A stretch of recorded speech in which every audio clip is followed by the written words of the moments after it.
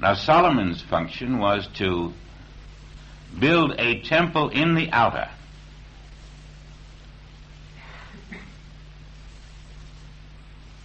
with all kinds of symbols, so that every detail of the temple was actually the temple of your soul body. He was a master builder, to teach us that we must construct the very same temple in the inner that he constructed in the outer. And it was a textbook of those that he taught. As they wandered through the temple, everything they saw was a replica in the visible of an attribute of their own soul body.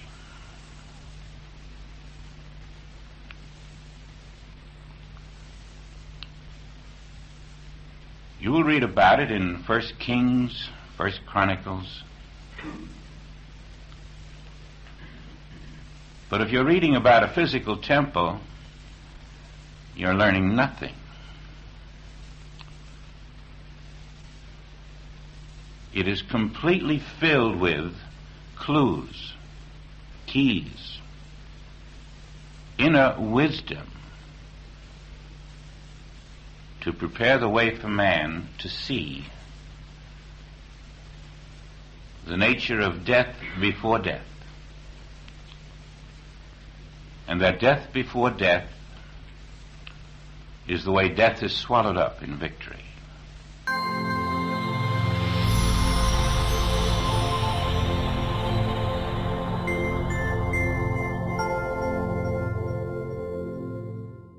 Greetings from Karina LeBlanc Field here in Maple Ridge, about 30 minutes east of Vancouver. I believe your day is going great. I came up here for my daughter's soccer game.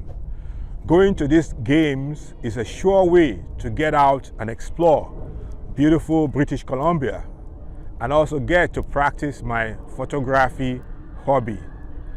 I find the story behind this field very inspiring. This park is named after Karina LeBlanc. Karina began her athletic career on the field that carries her name. Now she has 5 FIFA World Cups and 2 Olympic Games under her belt, including a bronze medal in London 2012. Karina moved to Maple Ridge from Dominica at the age of 8.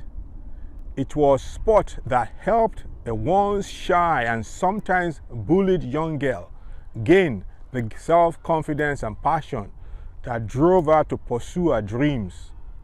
Sport also helped Karina inspire others through her work as a UNICEF ambassador and in her post-athletic career as a motivational speaker through her Karina LeBlanc Foundation. The city of Maple Ridge says that the Karina LeBlanc Field is more than an economic investment. It is an investment in the quality of life for all residents of Maple Ridge. It serves as a reminder of what people can achieve through hard work and determination. Today I'm sharing the 6th class from the Mount Hood Seminar Series given by Fitch in 1976. Initially, I thought I was going to share only the first 5 classes, but I love this series and will hopefully share all the 10 classes.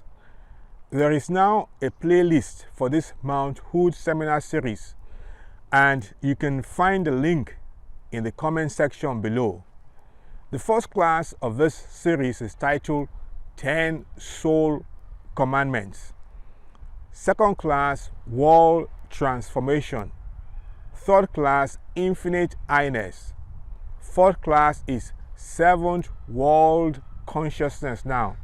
And the 5th class is titled Gateway to Eternity. The 6th class that I'm sharing today is titled Solomon's Secrets. In this series, Harp takes the listeners on a soul journey. He brings out the inner truth of the symbolic meanings of the 10 Commandments.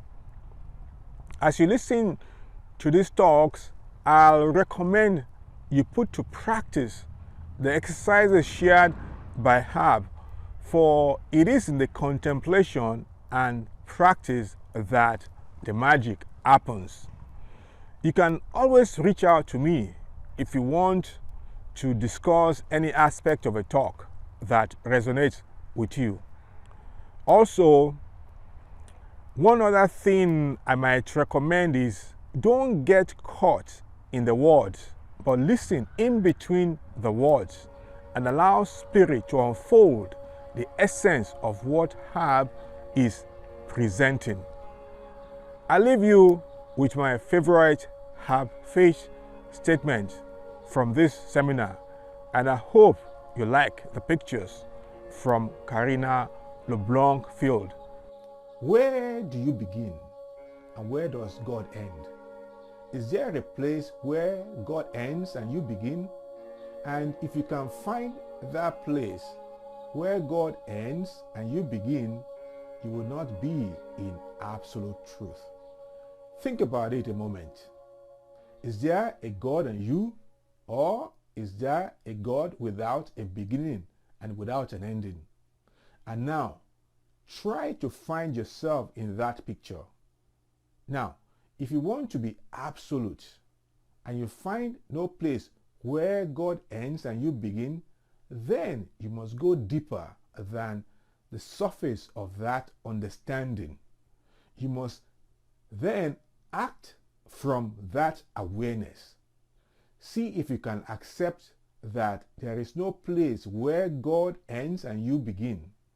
And when you feel you can accept it, make the correction in consciousness, firmly, knowing you can never go back to a place where there is a separation between God and yourself.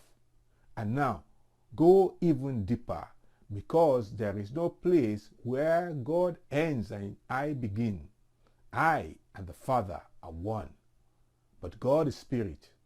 And if you have pledged yourself to absolute truth, you must now accept that because God does not end and you begin, but God is continuous and God is Spirit, the only reality to which you can answer is, I am Spirit.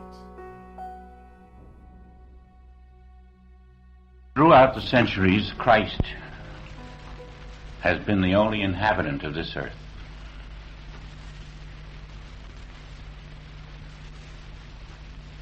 Through some illumined souls, Christ appears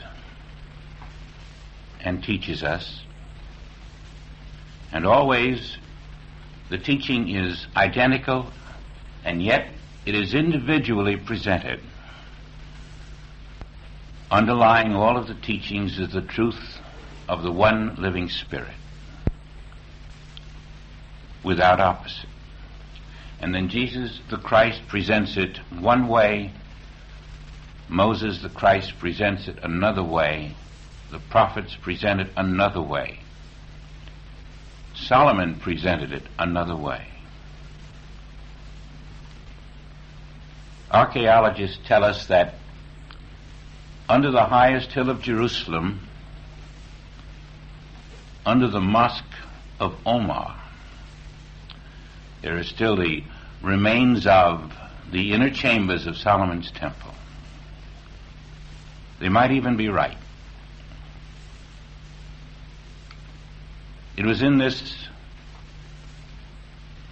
temple of wisdom that the higher truths were taught,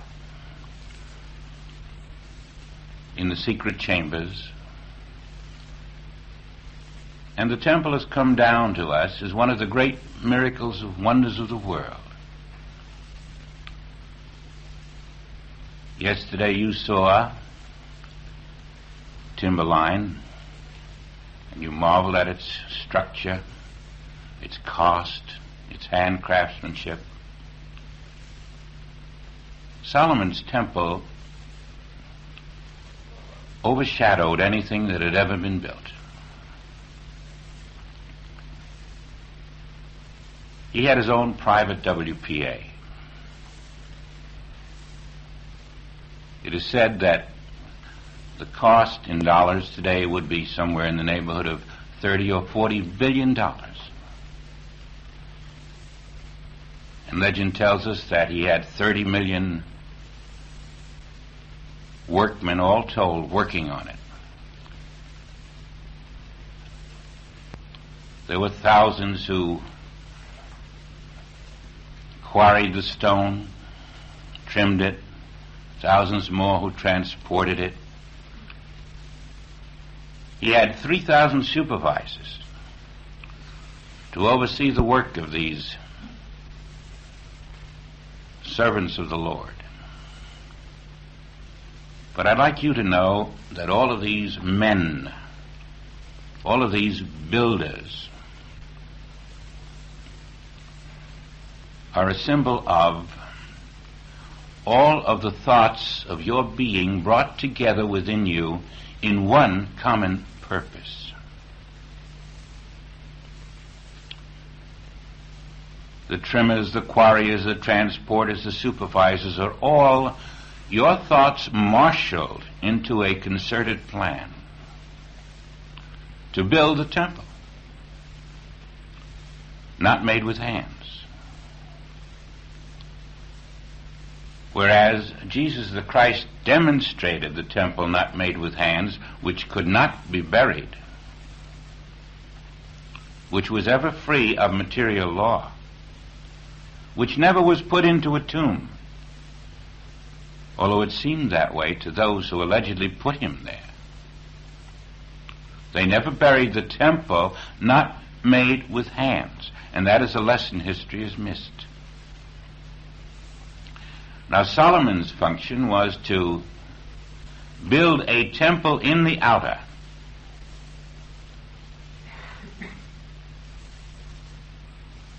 with all kinds of symbols, so that every detail of the temple was actually the temple of your soul body. He was a master builder, to teach us that we must construct the very same temple in the inner that he constructed in the outer. And it was a textbook of those that he taught. As they wandered through the temple, everything they saw was a replica in the visible of an attribute of their own soul body.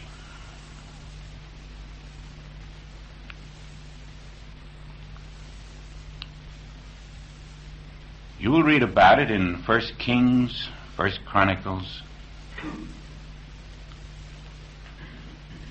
But if you're reading about a physical temple, you're learning nothing.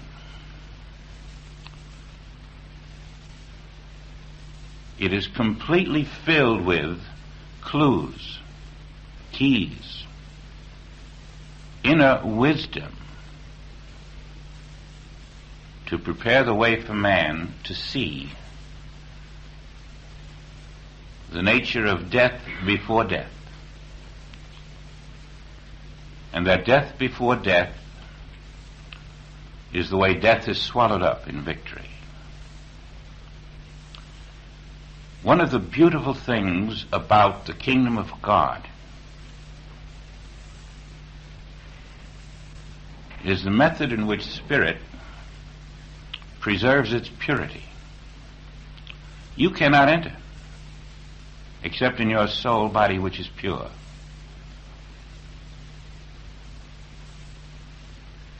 And as you know, in some countries, people will make you take your shoes off when you enter.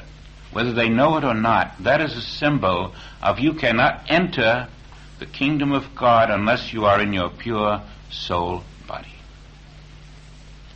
Some of these things live on and become customs of people without their knowing the derivation of the custom. And we have other customs we follow without knowing their derivation or their initial purpose.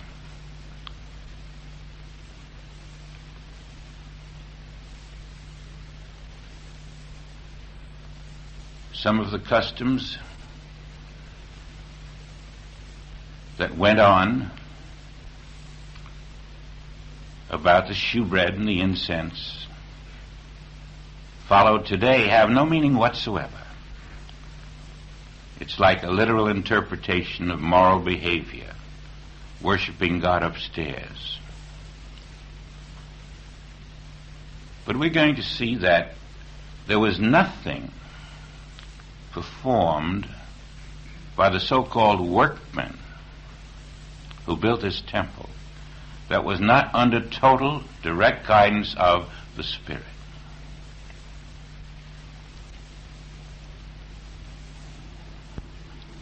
They were constructing your soul, body, into the visible appearance so that you could look at it and decipher the hidden meaning, and then retire into your chamber, develop your soul capacities, feel the living presence of your soul body, formless, incorporeal, eternal in the heavens, and then walk forth in that conscious awareness of it in the kingdom of God. Nevermore to live in a world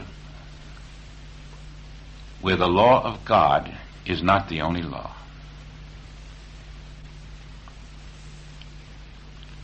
A very significant thing missed, even as you read the Bible, it's difficult to find it.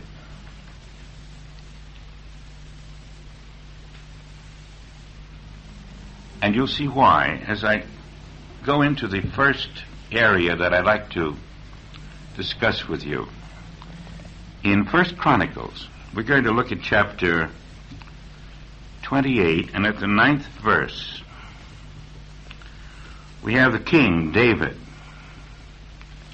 And David is now about to turn in his resignation. He's turning it all over to his son Solomon. And David says to all those assembled in the city, I could not build the house of the Lord because I was a man of war. I wanted to, I hoped to, I had every intention to, but the Lord said to me, no, you have been a man of war. And then the Lord said to me, my son Solomon, he will be the one to build the house of the Lord. And so now they're all assembled, the captains, the leaders, the princes, the stewards, the valiant ones, all those of his kingdom in the flesh. And he announces to them that his son Solomon will soon be the king. And what you and I must know is that Solomon at that moment was 19 years old.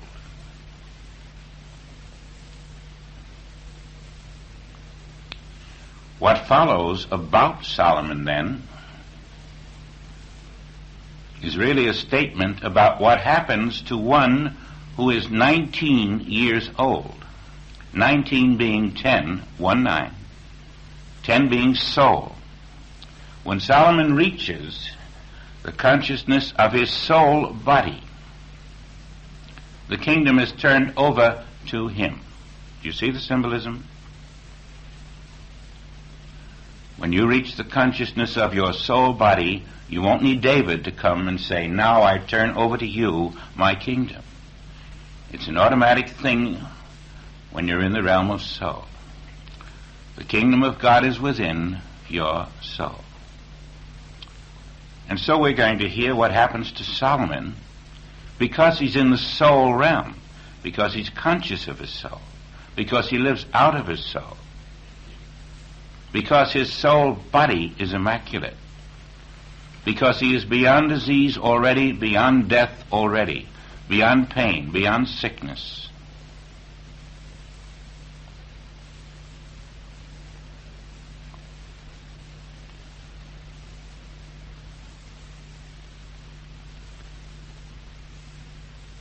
And you will notice you're a very close student of this particular section of the Bible, that when Solomon passes out of the picture, he is 110 years old.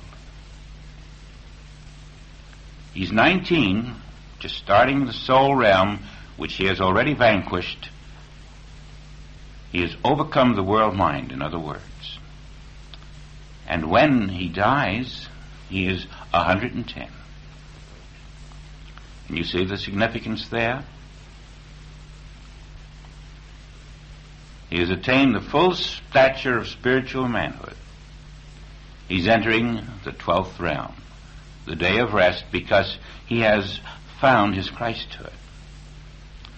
And his 110 years old is a significant factor because it means he isn't dying.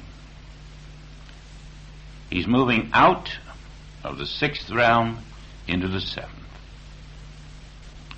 He has accepted the 7th day in his consciousness, but now he has earned the right to move into it because he has accepted it. His death is his passage into the 7th realm, the 3rd heaven. It is also a prelude of your soul consciousness, your soul body, your transition from the 6th realm of 11 into the 7th realm of 12. The eternal day, when there is no more night. Now you know that this is consistent with the teaching of Moses and later Jesus. It's the golden thread of truth that appears through all of the Bible when we're ready and willing to do what Solomon did. You may not recognize it in the Bible from some of the things that are written, like Solomon's song, the Song of Solomon. But Solomon had surrendered his human selfhood.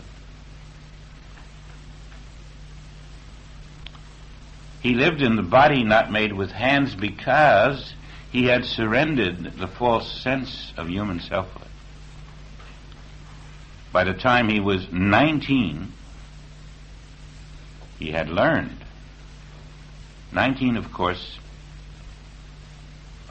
can occur at the age of 26 or 56 or 4 or 5 or, as in Jesus' case, at the age of 12.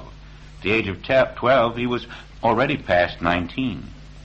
He had already passed soul consciousness.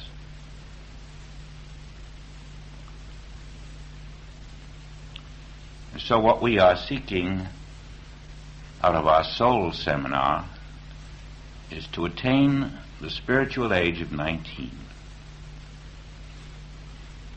which is the beginning of eternal youth.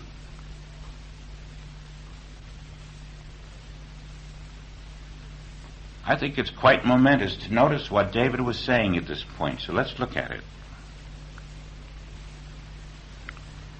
Thou, Solomon, my son, know thou the God of thy father, and serve him with a perfect heart and with a willing mind. For the Lord searcheth all hearts, and understandeth all the imaginations of the thoughts, if thou seek him.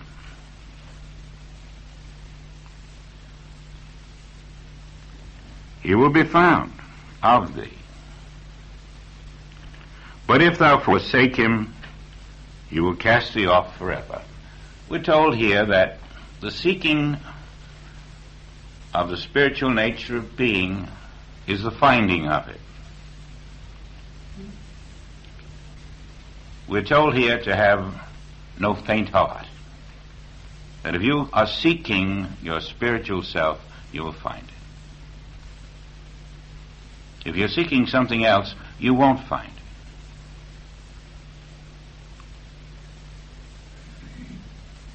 Now, you may have felt during the last few days a certain riveting toward one specific goal. I hope so, because this is the seeking of the Spirit. When all else seems unimportant except the finding that which you're seeking, you'll find that you're bringing all these thoughts together, this great assemblage of princes and captains and stewards and the valiant ones. All are converging in one purpose, to find my spiritual self. That's what's happening here. And he's telling Solomon to do that. But he's really telling you and me. Solomon already knows that.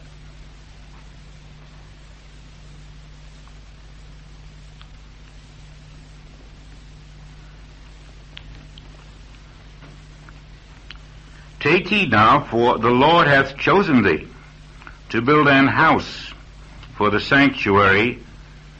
Be strong and do it. Now, the house for the sanctuary that we're to build then is our conscious awareness of the presence of God, the presence of the will of God, the presence of the power of God, the presence of the love of God. We're to build our conscious awareness of the presence of divine everything, rejecting all that says, I am here and I am not divine. There is no such thing.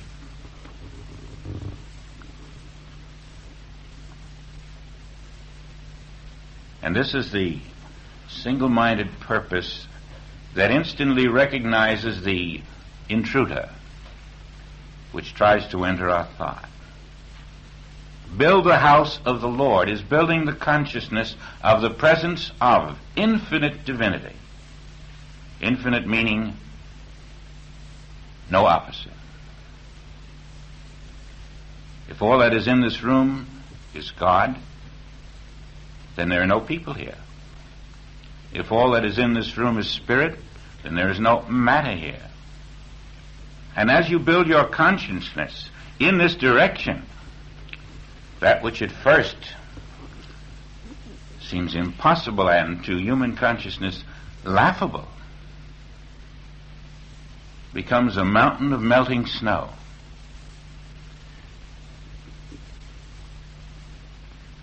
It's amazing how thought can be as positive of one thing one day and equally positive of another thing the next day.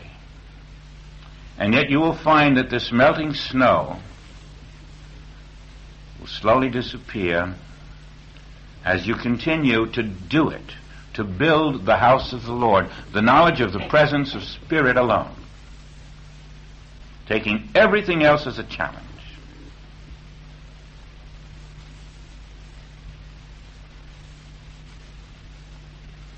Do it, he says to Solomon. And then David gave to Solomon his son the pattern of the porch, and of the houses thereof, and of the treasures thereof, and of the upper chambers thereof, and of the inner parlors thereof, and of the place of the mercy seat. It goes on and on and on, telling what David now gives to Solomon. But it isn't David giving this to Solomon. David is the symbol of the king. David here is the symbol of Christ, pouring through Solomon this inner wisdom. And all of these things, the porches, the chambers, the courtyards, these are all the symbols of inner wisdom which Christ pours into your consciousness when your consciousness is soul consciousness. David and Solomon represent Christ and soul at this point.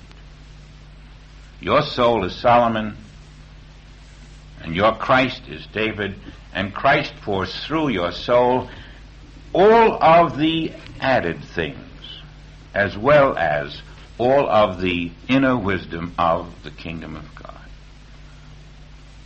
And that's all this is about.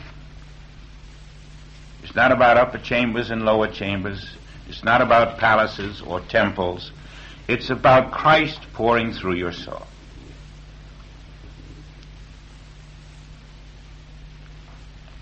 The moment you have attained a measure of your soul, you are building Solomon's temple. With millions of workmen,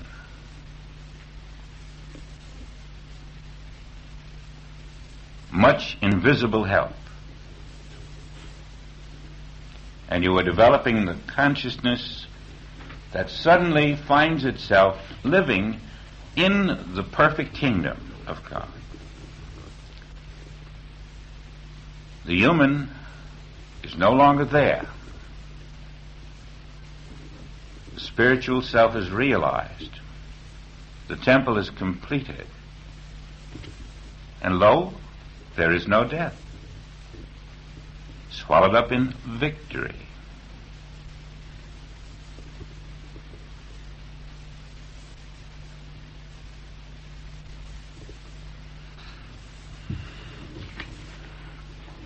We're going to look at 2 Chronicles.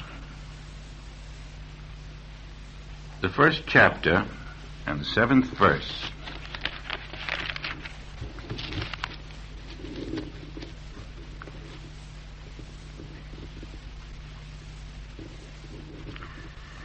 In that night, Solomon now is the king.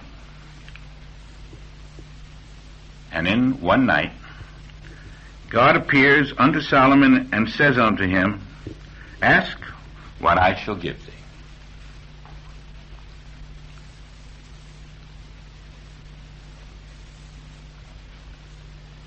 Now suppose this had happened to you. Ask what I shall give thee. What would your response be? Maybe a week ago, you would have said, the rent is due next week. Or you might have said, I want to put my children through college. Or get rid of this pain that I have. Or somebody else is competing with me and driving me out of business. Oh, I can think of a million things that I would have said at one time to that. I would have had a long list, like a laundry list. Ask what I shall give you. And there wouldn't be a thing on that list that would have been worth having at this present moment. But then it would have seemed like, this is wonderful. God is asking me what I want. And it's like Santa Claus at Christmas time. Now what would you say today? If in your consciousness comes the Spirit of God saying, what do you wish? Solomon was faced with that.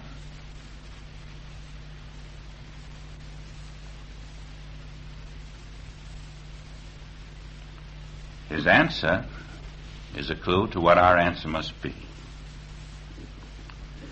And just in the 10th verse, here's what it says. Solomon said, Give me now wisdom and knowledge, that I may go out and come in. What did he mean?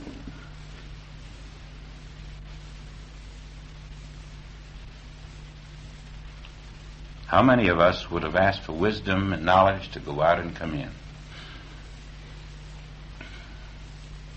Do we see now why Solomon was called wise? Seek ye first the kingdom, and all things will be added unto you. Forget the rent. If you have the kingdom, you own the house. You don't even pay rent. You pay it yourself. Forget the pain. If you find the kingdom, you have a body that is forever and painless. Seek ye first the kingdom. Solomon said, I want to come in, go in, and come out. At will.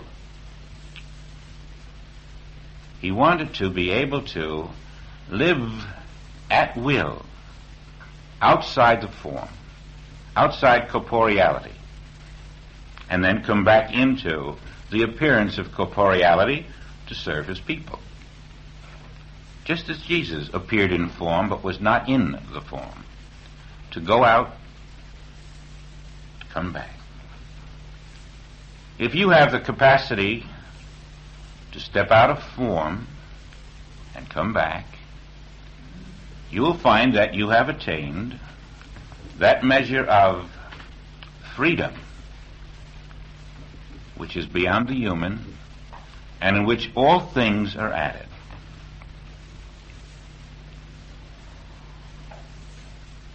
Now, do you really think God said this to Solomon? I don't. I know that when you're in the soul consciousness, this is what happens. But it isn't a conversation between God and you. The conversation explains it to the human mind, but it isn't what happens.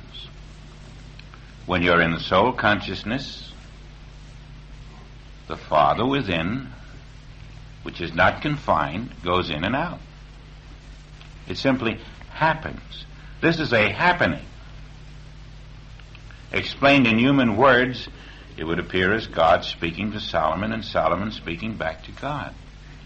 But it automatically happens to anyone in soul consciousness. You go out and you come in. You step out of this world into the kingdom of God. And there's proof that you step into the kingdom of God. I think Solomon wants us to see that. Because now in the 12th verse,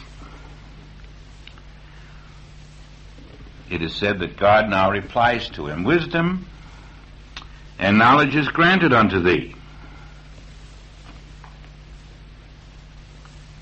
And so now that he has wisdom and knowledge, meaning to know God aright, the knowledge of spirit, the knowledge of God. In other words, because he's 19, because he is in soul consciousness, every time you see that 1-9 or 5-5 or 4-6, whatever it is that adds up to 10, somebody's telling you about the soul. And because he's in soul consciousness, he now receives wisdom and knowledge, but here, something else. "And I will also give thee riches and wealth and honor, such as none of the kings have had that have been before thee. Neither shall there be any after thee have the like." He didn't even ask for health, wealth, riches, honor, status. Just wisdom. Just knowledge of God. Can we remember that? Because when you are asking for things, you might even get them, and that's all you'll get. And they will deteriorate. The rent that you pay today will have to be paid next month again.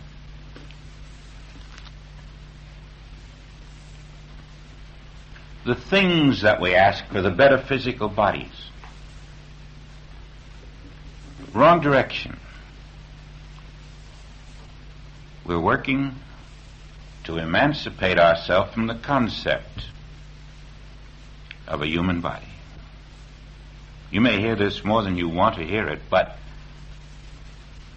the theme of truth is that you are not walking in a human body, that there is no one in a human body. And you'll have to hear that again and again and again until you really believe it, until you refuse to be a nothing living in a nothing, until you see that this is the Christ way, that this is the possible way, that this is the attainable way, and this is the divine way.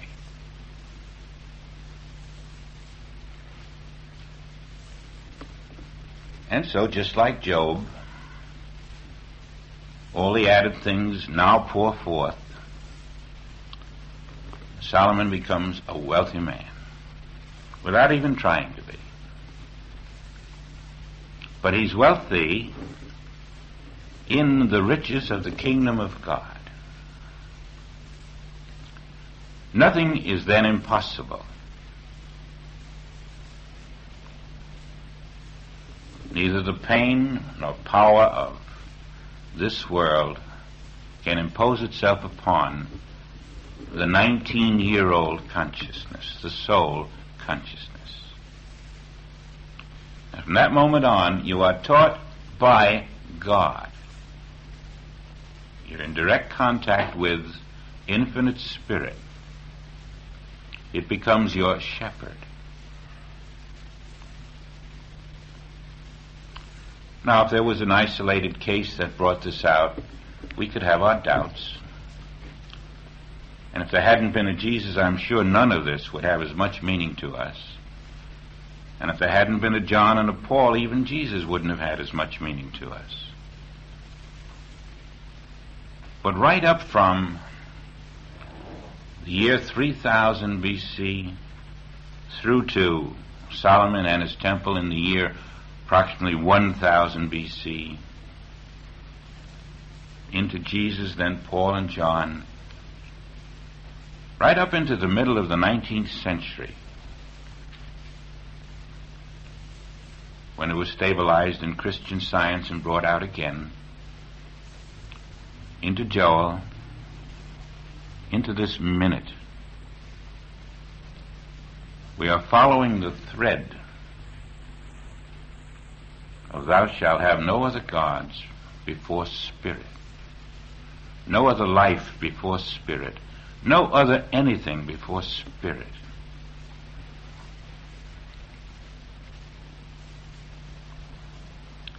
There are many legends connected with Solomon,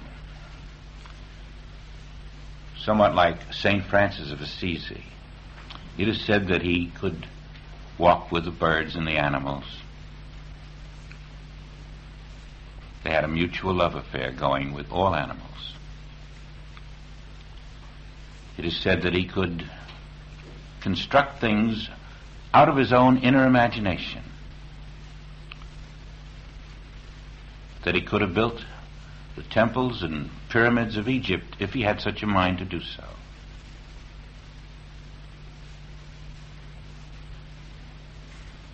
But there is a deeper meaning in these things. It is that we are now imaging forth our own forms in our own bodies and our own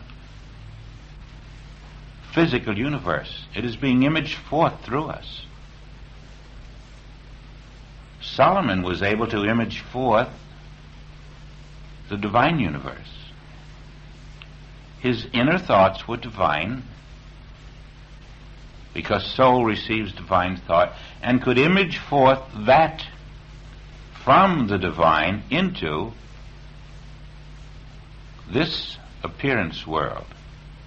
You might say that he made a higher grade of pictures than we make.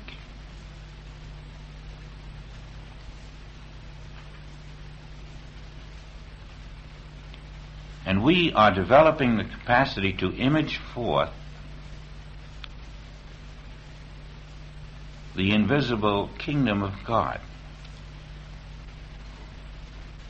Now, in Solomon's temple, as you entered, there were two huge pillars of bronze. And inside the temple there were cherubim near the ark. And the two cherubim, with their outstretched wings, the two pillars of bronze, and the various other twos that appear throughout, are a repetition of one idea.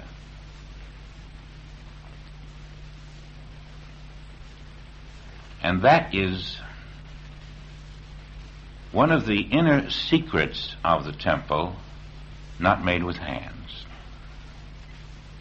There are many other kinds of symbols: the palm trees, the open flowers, all of this engraved on the doors inside. The open flowers indicating spiritual centers that have been opened.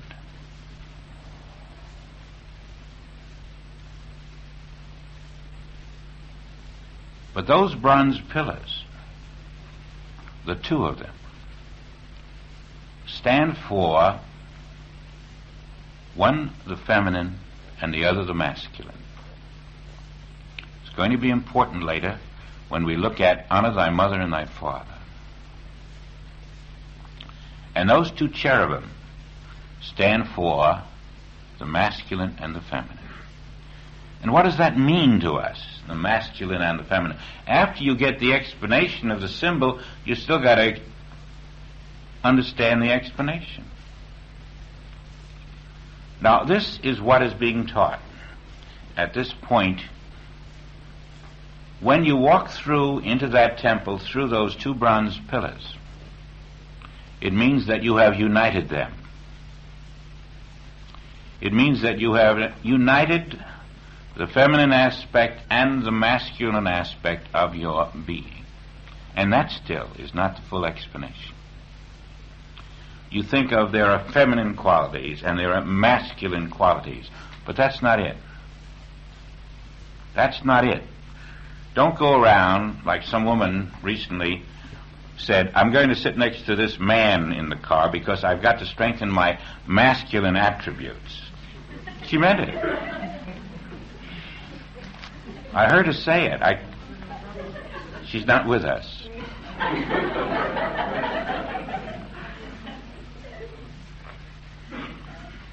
She didn't strengthen her masculine attributes at all. The masculine has a different meaning than we have thought of. The disciples were somewhat peeved or churlish about the fact that the mother of Jesus was so prominent in running their little group at times. They complained to the master. He says, she will be made male. Don't worry about it. You've seen that in the book of Thomas. That's what he told them. And they didn't laugh about it. They knew what he meant.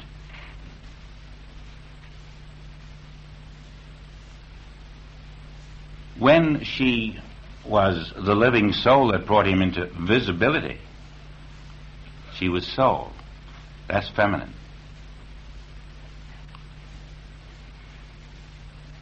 She had not been able to maintain that after that moment.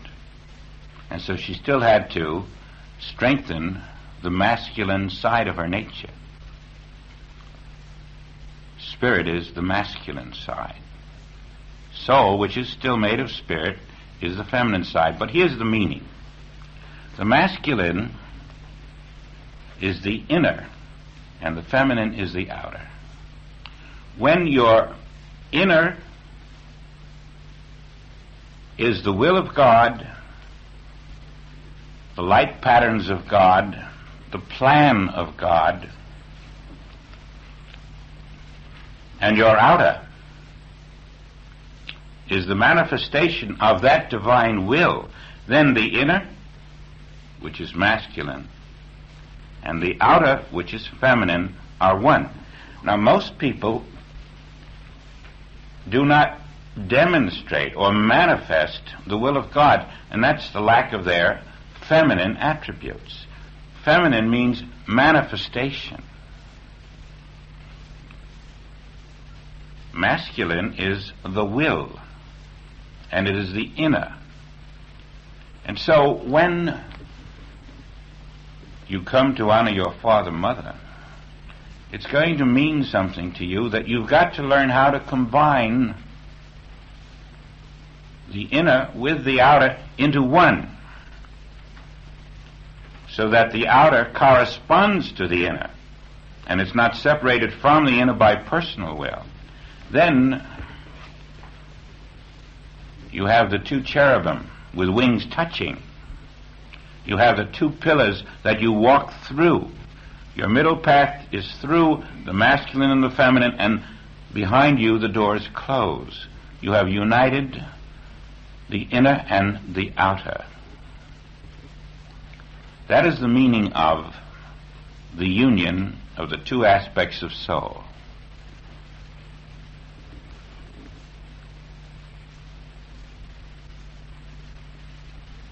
Now, divine manifestation is the feminine aspect of your being. Divine will is the male aspect of your being.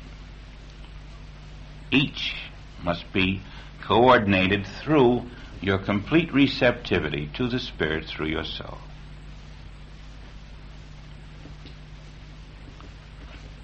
This is a preliminary union necessary for the fullness of the stature of Christ. Of course, Solomon, having accomplished this, was then able to build visible architectural symbols and teach from those symbols to those who were ready.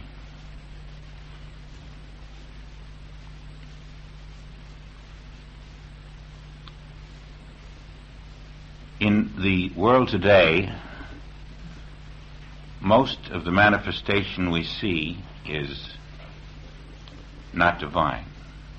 The feminine aspect is completely inadequate. And it is inadequate because the male aspect has not been realized either. The will of God in us is not dormant, but we are asleep to it. And only when we waken ourselves to the will of God in us can the divine manifestation flow. Seek ye first the kingdom, the will of the Father in you, and all things will be added. So when divine manifestation is flowing, when the blessings are released, you'll know that the male and female attributes of your being have been united. When Joel had that tape years ago about the tumbler, how the outside of the glass and the inside of the glass were really the one same piece of glass, that's what he was saying. I remember how many months we all puzzled over just what he was saying. But he was saying that the male and the female had been united within us.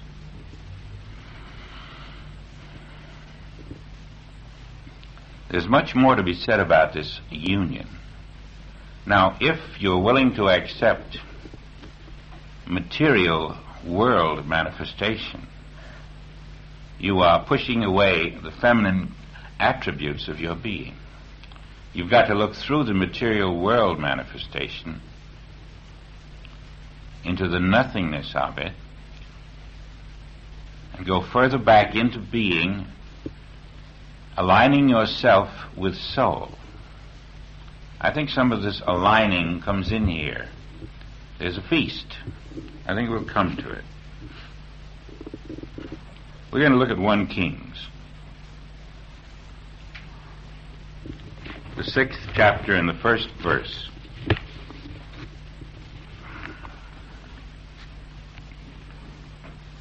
It came to pass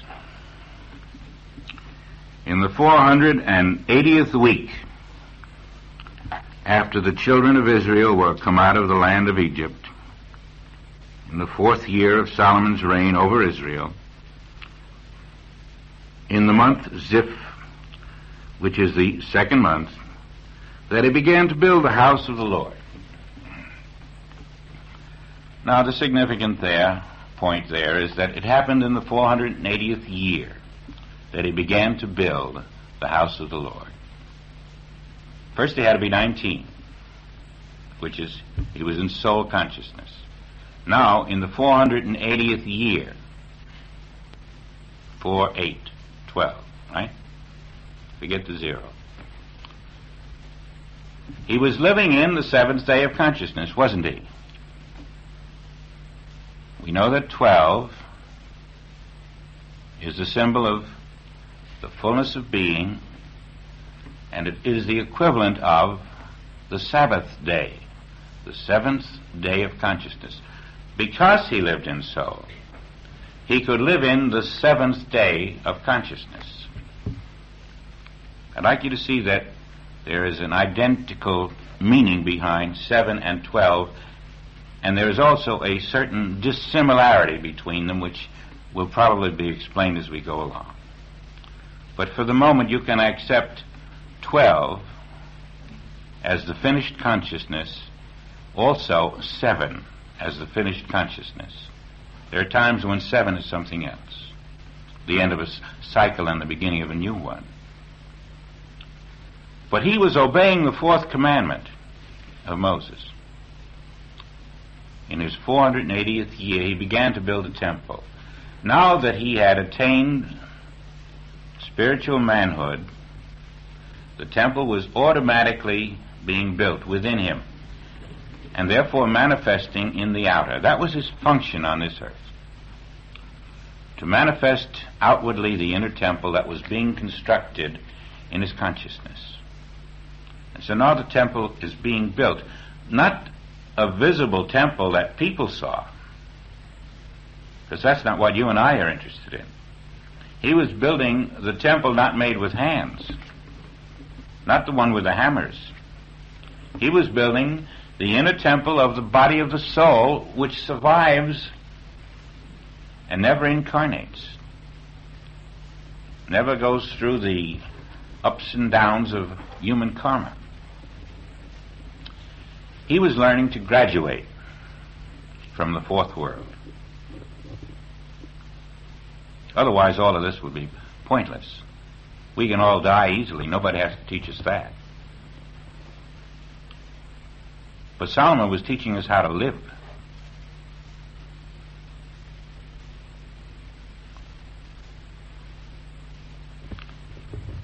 Remember now, all of this has no meaning to us unless we are in soul consciousness. That is the prerequisite. When we are in the consciousness of soul, all this is automatic. You see, grace is doing all this, and that's what it's doing in Solomon. And because it was his destiny to outwardly picturize what's happening in his consciousness, he was now beginning the outside building of the temple. Let's jump down to the 7th verse of the same chapter, 1 King 6. And the house, when it was in building, was built of stone, made ready before it was brought thither. We thought prefabricated stone was something pretty new around here, didn't we? He used it. It was made of stone, made ready before it was brought thither. What kind of stone was that? Is it only physical stone, this prefabricated stone? Do you see he was living on divine truth? Prefabricated before it was brought thither, his soul was reaching into the inner self and pulling forth divine truth, divine manna, divine substance. That's what that song was. That's what your soul does. That's why the human mind is so helpless. It can't do any of this. Only your soul does it. What are you seeing in this temple? You're seeing your own soul and what it does. You're seeing the inner workings of your soul.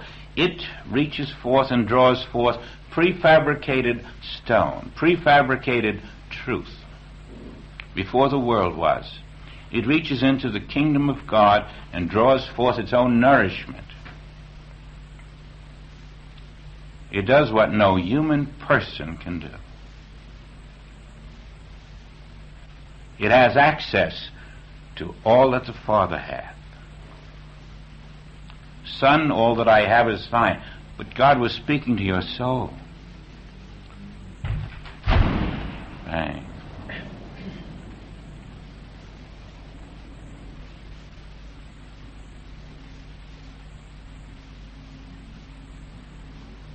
Well, they're building a house somewhere else too.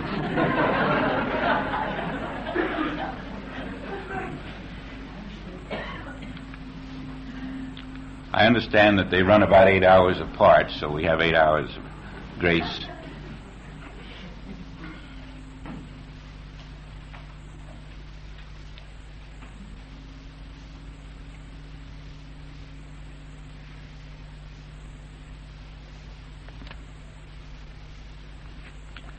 I hope nobody sees any symbolism in that, because I really can't find it. If you do, I'd like to know about it later.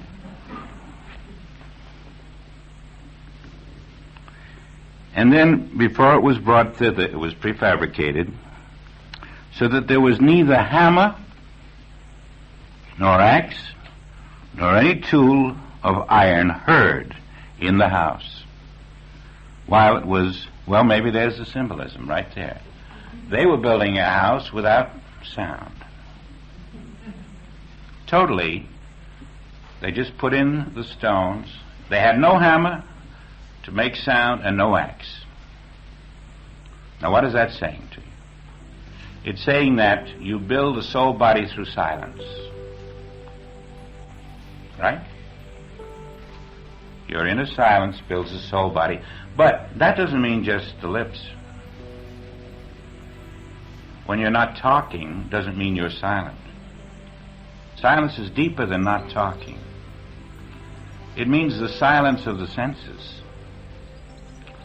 It means the silence of every phase of your human sense of being. And so when you see someone who is looking without speaking and has attained some measure of the inner silence, don't feel that they're not interested in you because they're not saying anything.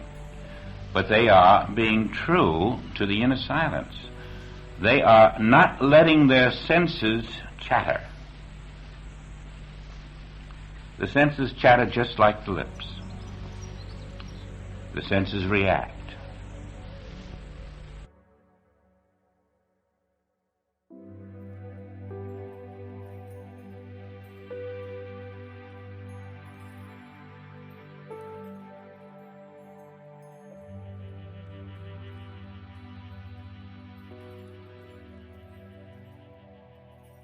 Now, this prefabricated stone, brought to build a temple, is the wisdom of the inner Father, which alone can build your consciousness of the soul body. You're turning away from the outer, aren't you, in the silence? You can't just walk around with your eyes closed or your ears with little things in them. You're going to hear dynamite.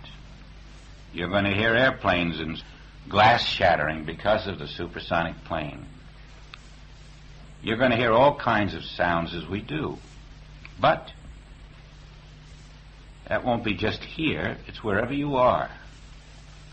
And you've got to get used to the fact that wherever there is outer sound, there's something in you that responds to it that you've got to prevent from responding to it. Loose him and let him go. You must develop the capacity to move through the visible outer world, getting your nourishment from the pre-fabricated inner stone, the stone of truth, the eternal truth, the inner bread. And so pretty soon we're developing a capacity to detach. We hear it, we see it, we touch it, but we are more detached daily as we recognize the need to build the soul body. Perhaps earlier we had no motive other than maybe human comfort. Now we know that every time we can overcome anything in this human world, we are just that much further ahead in our soul body. The soul body is developed by your capacity to overcome the sense of a physical world. Sometimes you get so you invite the challenges. You know, you develop a capacity where you feel capable and you're so happy about it that you want more of a test.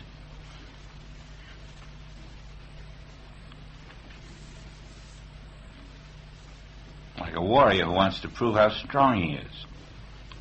We develop a capacity to meet the challenge, and we want more challenges. And the reason we want them is because every challenge is an opportunity to develop the soul-body consciousness to a greater extent.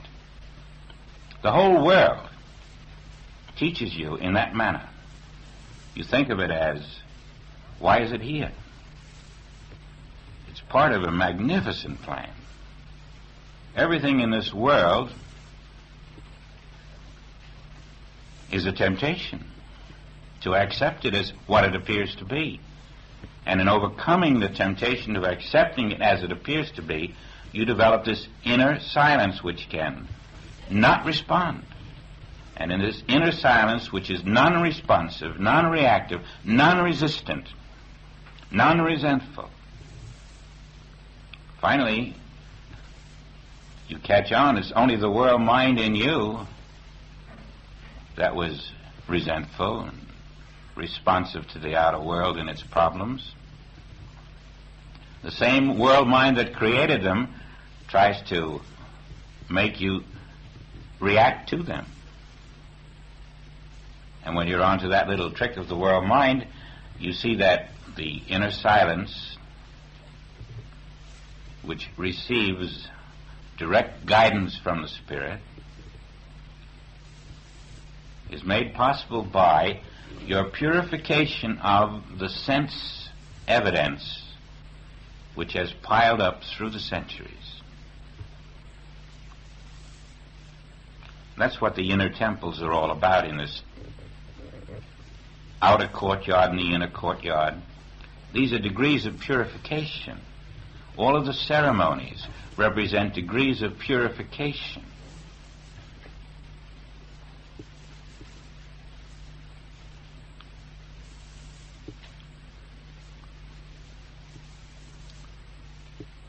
The overcoming that is so often spoke of is the overcoming of the beliefs of the sense mind.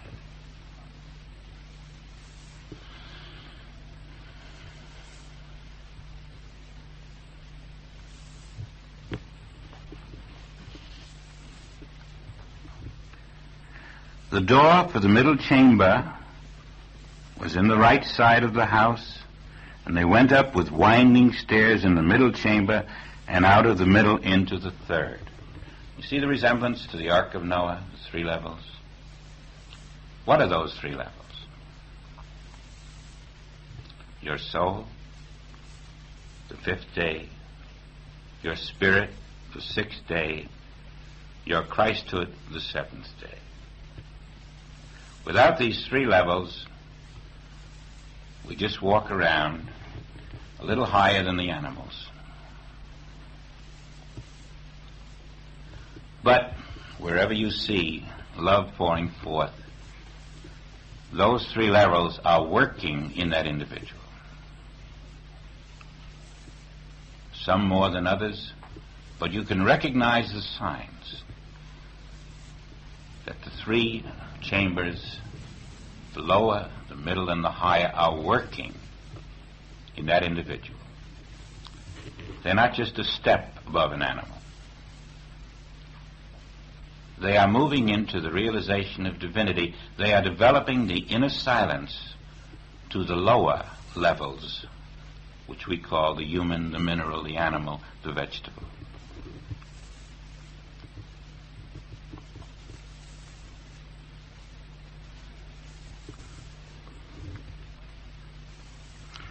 Jumping over to the 24th verse. And 5 cubits was the one wing of the cherubim, and 5 cubits the other wing of the cherubim. From the uttermost part of the one wing unto the uttermost part were 10 cubits. It's the same as Solomon being 19 years old. The 2 cherubim are 10 cubits. The male, the female, the inner and the outer united, so that the tree of life within is expressing its fruitage without.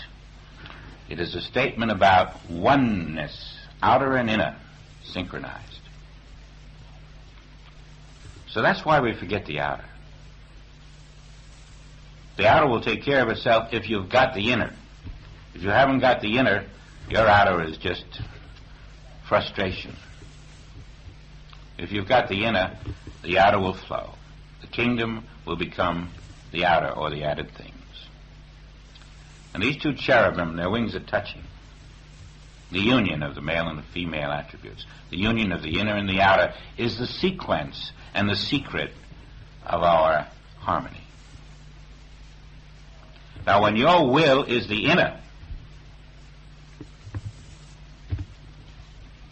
those two cherubim aren't touching. You're not in the 10 cubits. When your will is the inner, you're in the separation of mankind.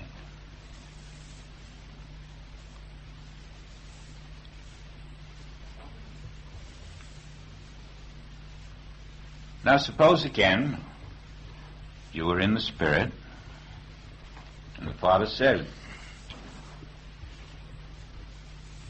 what would you wish? What would your answer be?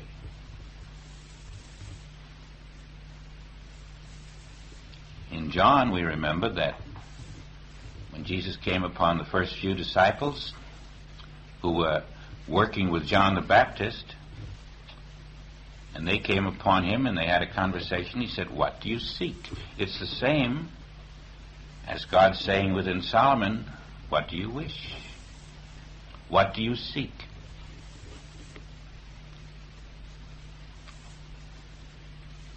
I seek to live in my spiritual identity. And that is the fullness of divine wisdom, knowledge, and manifestation. For to live in your spiritual identity is life eternal. To live in your spiritual identity is to witness the flow of the treasures of the kingdom into visible divine manifestation.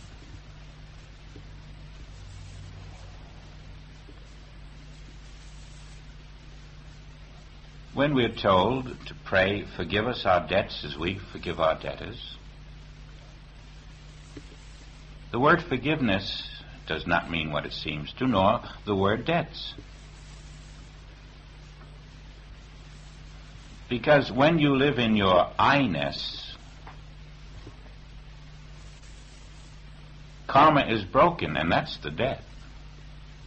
Karma is the debt you pay for the past incarnations of not living in I-Ness. That's the debt. All those centuries of not living in I-Ness accumulates what is called your debt, your karma.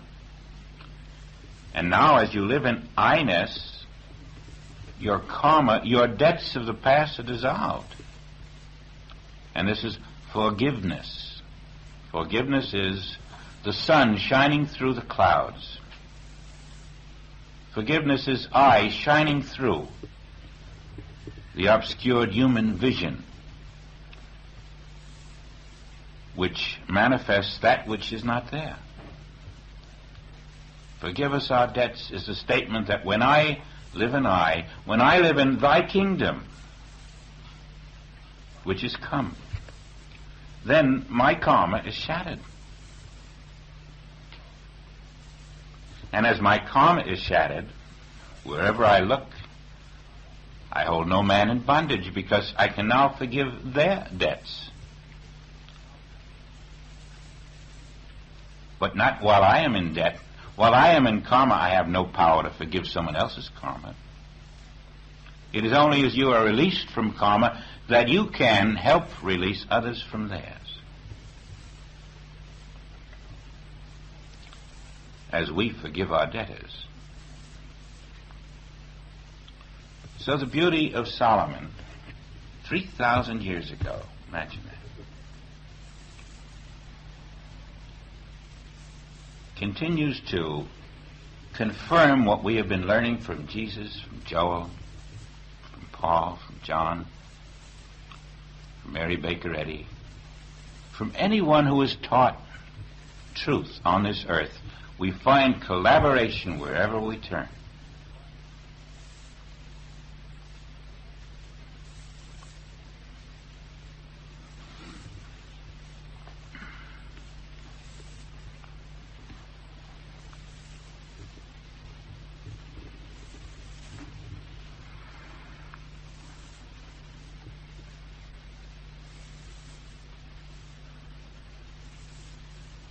And the other cherub was 10 cubits. Both the cherubim were of one measure and one size. That means they had brought the outer and the inner into equilibrium or polarity. There was a balance. There wasn't all this will inside and nothing showing for it. And if you remember, there is a constant statement by the Master, faith is nothing without works. The balance, then, is when your faith is balanced by your works. All this verbal faith is nothing. I believe means nothing. Your mind can never really believe. But when your works are balancing off your faith, it is because you have attained soul consciousness. And when you attain soul consciousness, you will find your faith and your works are of the same size.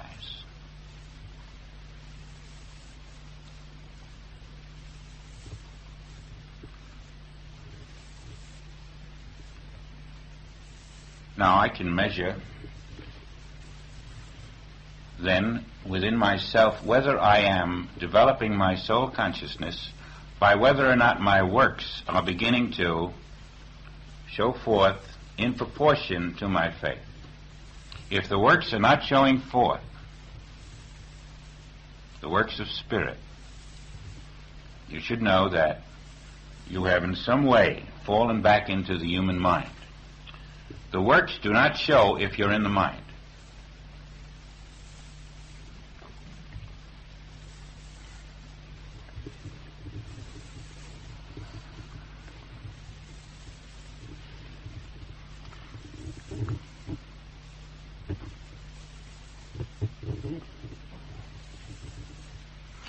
And he set the cherubim within the inner house, and they stretched forth the wings of the cherubim, so that the wing of the one touched the one wall, and the wing of the other cherub touched the other wall, and their wings touched one another in the midst of the house. When you live in your soul consciousness further, there will be no inner and no outer. There will just be the kingdom. The outer vanishes. The inner vanishes. The veil of separation between here I do this and out there it appears is gone. And this is the fullness of being. Some of you have had that experience. When there was no inner and outer, it was all one. Now that is the meaning of speaking with tongues. When your inner and your outer are one, you are speaking with tongues. You are manifesting instantly the inner divine will.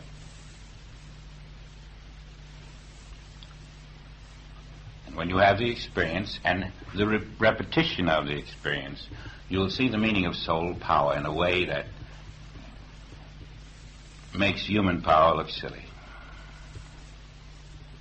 Unfortunately, it is only something that will happen to those who are pure at heart. But there is a level of purification at which it must happen. There's nothing can stop it. This is when the wings of the cherubim touch. The outer and the inner become one and manifest. The will and the manifestation are one. You see, there's no separate will and separate manifestation. It just appears that way to us because of time.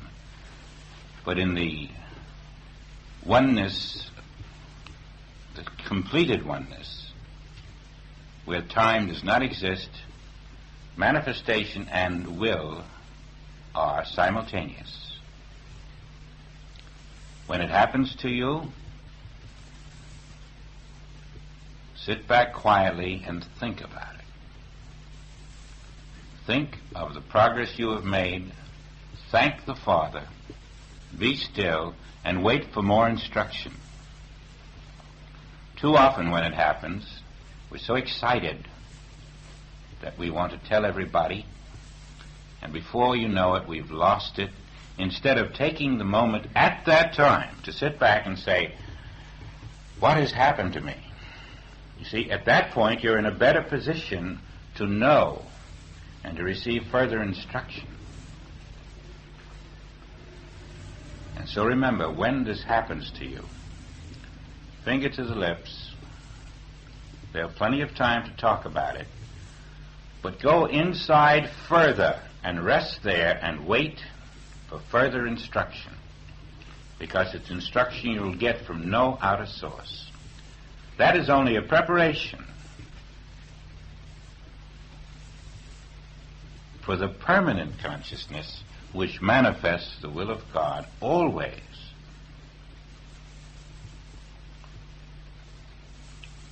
Although these things may be a little ahead of us in time, it's good to know about them, because when they happen, often we are so frightened we really are out of our wits.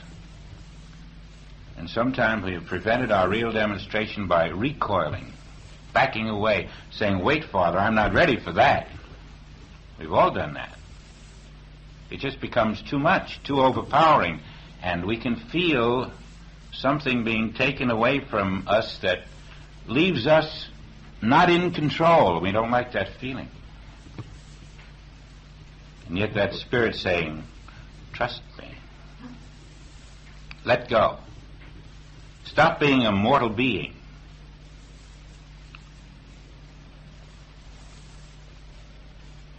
Of course, those of you who have passed that point where you're frightened when the spiritual activity takes control away from you, you have found that you have made great strides. You've got to float down the river like Moses, in a basket, wherever the tide takes you.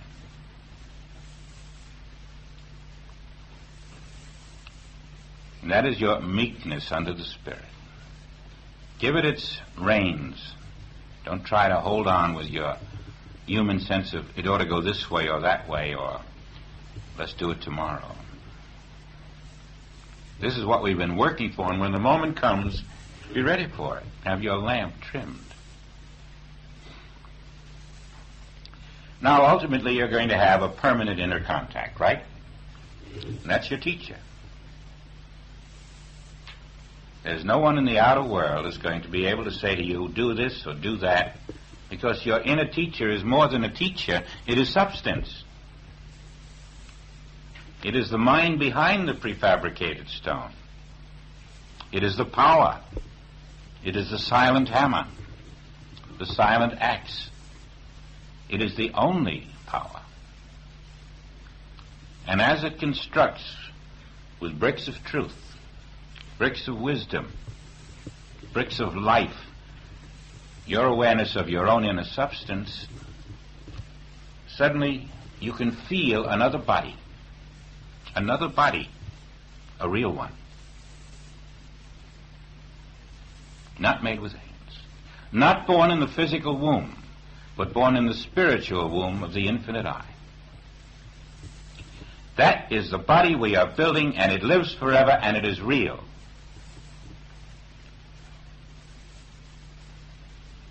And when that is your body, please remember that although millions of others are unaware of it, it is their body. It is the infinite, invisible body. And you must find your way to it through the soul as it builds the temple, not made with hands.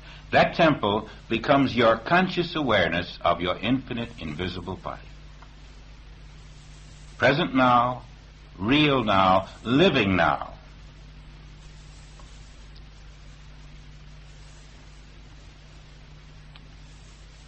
And that invisible body lives in the seventh day. All other days are in the seventh day. All other sense of life is already incorporated into your infinite invisible body, and you can accept it this very day. and be true to it as your only body. Now, we could go on with Solomon for a long time, but we're not going to. I think his points are made reasonably well at this moment.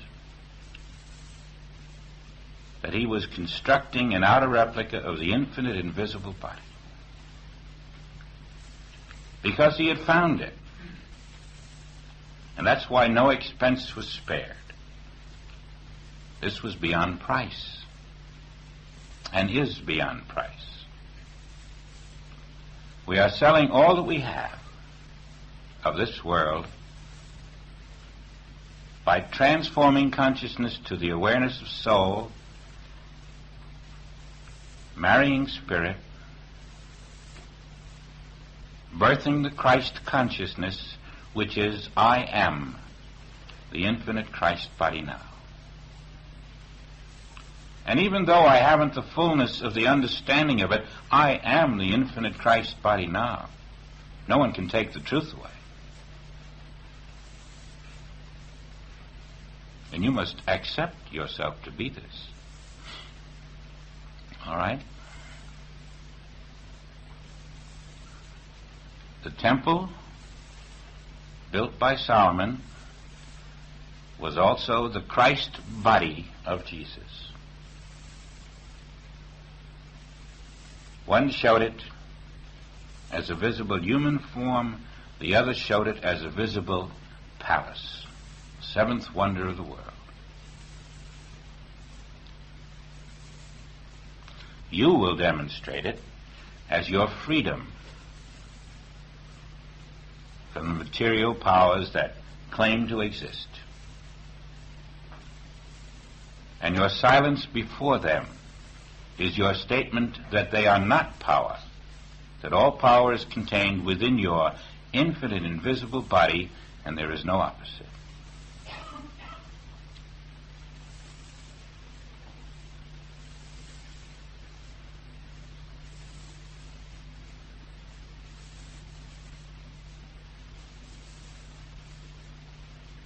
Yesterday I was chastised for speaking beyond the tape. We lost some of the words, somebody said. So today I will not speak beyond the tape.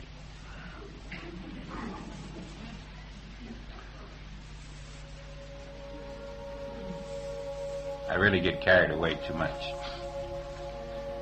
I thank you, and we'll see each other tonight again. And I think we can now go into the fifth commandment, Father, Mother.